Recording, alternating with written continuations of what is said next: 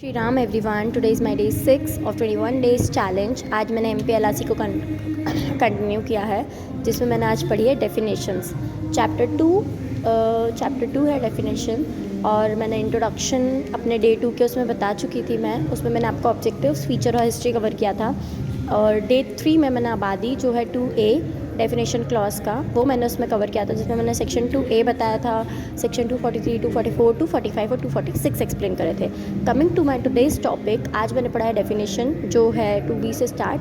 मैंने उसमें पढ़ा एग्रीकल्चर। तो एग्रीकल्चर से हमारे मन में सबसे पहला पॉइंट आता है या तो खेती या फिर फार्मिंग, या फिर एग्रीकल्चर से हम यही सोचते हैं खेती, या इन सारी चीज़ों का ही हमारे दिमाग में आता है। But as we are a law student, तो हमें लॉ के लैंग्वेज में एग्रीकल्चर क्या होता है पता होना चाहिए। तो MPLRC एग्रीकल्चर को डिफाइन करता है कि agriculture includes the raising of annual or periodical crops including betel leaves, pan and water nuts, सिंघाड़ा and garden produce। इसके अंदर ये ऐसा बोलो जो सीजनल ग्रोइंग्स होती हैं उनको इंक्लूड किया गया है। सेकेंड है हॉर्टिकल्चर को इंक्लूड किया गया है, प्लांटिंग एंड अपहीप ऑफ ऑर्चिड्स, मतलब फ्लावरिंग जो प्रोड्यूस करते हैं उन्हें इंक्लूड किया गया है। The reserving of lands for fodder gracing, हाँ जैसे जो मतलब भेड़ बकरियों को चराते हैं वो वाली चीज़ें, जो गाय और इन सारे लोगों के लिए जाता है वो चीज़ें आ जाएगी इसके अंदर।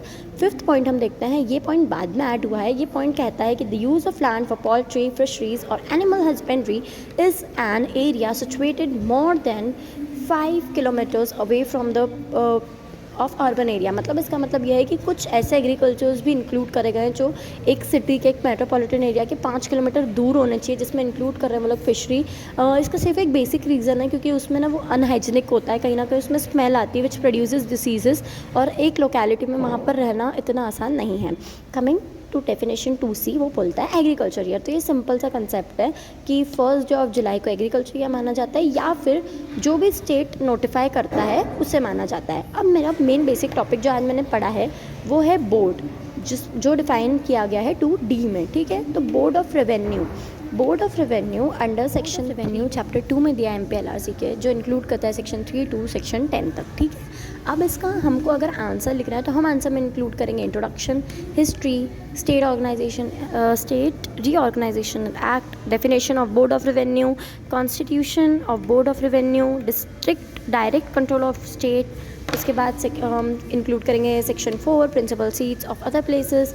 हम इंक्लूड करेंगे इसमें सेक्शन 5 और सेक्शन 6, ठीक है। कमिंग टू, तो सबसे पहले हम देखते हैं इंट्रोडक्शन।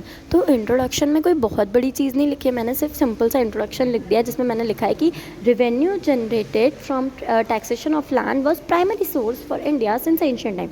ये हम सबको पता है कि जो रेवेन्यू कलेक्ट होता था हमारे इंडिया में, ये कोई आज से नहीं हो रहा है, ये हमारे ब्रिटिशर्स के टाइम पे, मुगलों के टाइम पे, सबके टाइम से होता था। और यही एक बेसिक वो है हम लोगों की, जो रेवेन्यू जनरेट करता था गवर्नमेंट के लिए, ठीक है।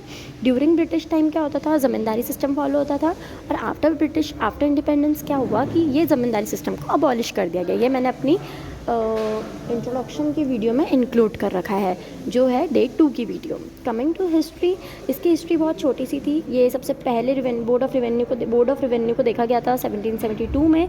चार्टर प्लान था जो वॉरेन हेस्टिंग ने किया था कैलकटा में, और ये supreme authority board of revenue की।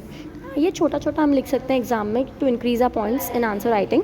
थर्ड पॉइंट आता है state रीऑर्गेनाइज्ड act 1956।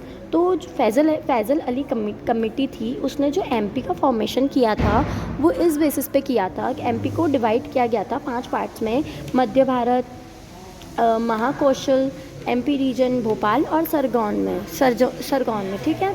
Coming to fourth, definition of board of revenue.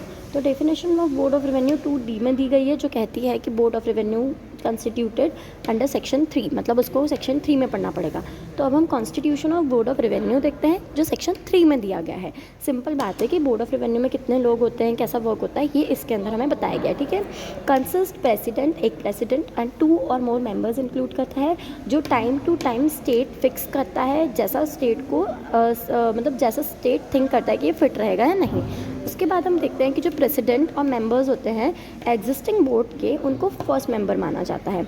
अब हम आते हैं सेक्शन 8 में। जो बोर्ड ऑफ रेवेन्यू है उसको highest court of appeal and revision माना जाता है सारे रेवेन्यू के केसेस के अंदर। ये कुछ पॉइंट्स जो हमें याद रहने चाहिए। अब हम बात करते हैं 6th पॉइंट की, जो हम हमारे आंसर में लिखेंगे बोर्ड ऑफ रेवेन्यू के। डायरेक्ट कंट्रोल ऑफ स्टेट, हम स्टेट का डायरेक्ट कंट्रोल किन किन पर है ये देखते हैं। तो स्टेट का डायरेक्ट कंट्रोल है कमिश्नर पे, और कमिश्नर का डायरेक्ट कंट्रोल है कलेक्टर पे। सेक्शन 23 बात करता है कि जो SDO है, सब डिविजनल ऑफिसर, वो तहसीलदार से बड़ा होता है, तहसीलदार से ज़्यादा पावर होती है उसके पास। अब हम बात करते हैं कि कौन किसको कंट्रोल करता है। तो स्टेट गवर्नमेंट सबसे बड़ा होता है, फिर बोर्ड ऑफ रेवेन्यू आता है, फिर प्रिंसिपल रेवेन्यू कमिश्नर आता है, फिर कमिश्नर आता है। कमिश्नर को सुनता है, मतलब कमिश्नर की सुनता है कलेक्टर, कलेक्टर की SDO, और फिर तहसीलदार, तहसीलदार तहसील के अंदर होता है और वो कलेक्टर के नीचे होता है। अब coming to the 7th, 8th and 9th point, ये बहुत छोटे छोटे से पॉइंट्स हैं। तो सबसे पहले हम देखते हैं सेक्शन 4, जो बात करता है principal seats and other places of sitting board of revenue. ठीक है, तो ये 3 पॉइंट्स कहता है कि जो स्टेट है वो नोटिफाई करेगा, ऑर्डर करेगा और अपॉइंट करेगा। स्टेट कंसल्टेशन प्रेसिडेंट बोर्ड बनाएगा, और प्रिंसिपल सीट्स जो होंगी वो होगी ग्वालियर, ग्वालियर के अलावा भोपाल, उज्जैन, रीवा और इंदौर। इसके बाद हम देखते हैं पॉइंट नंबर 8, जो है सेक्शन 5। मतलब हम इतने सालों से लॉ पढ़ रहे हैं तो हमेशा हम एलिजिबिलिटी क्राइटेरिया देखते हैं। तो अगर किसी को रेवेन्यू ऑफिसर बनना है तो उसका एलिजिबिलिटी क्राइटेरिया क्या होगा। तो एलिजिबिलिटी फॉर अपॉइंटमेंट होनी चाहिए कि वो एज अ जज ऑफ हाई कोर्ट हो। रेवेन्यू ऑफिसर होने के लिए वो या तो उसके पास 5 साल का एक्सपीरियंस हो, not lower than rank collector. ठीक है, अब हम बात करते हैं, अगर मान लो कि कोई मेंबर एब्सेंट है, any reason member is absent, तो स्टेट बाय नोटिफिकेशन अपॉइंट करेगा। अब हम बात करते हैं सैलरी की, क्या सैलरी होगी, क्या अलाउंसेस होंगे जो सेक्शन 6 में दिए गए हैं। तो salary be paid to the members of board by state government. State government determine करेगा salary and allowances, and shall be charge on the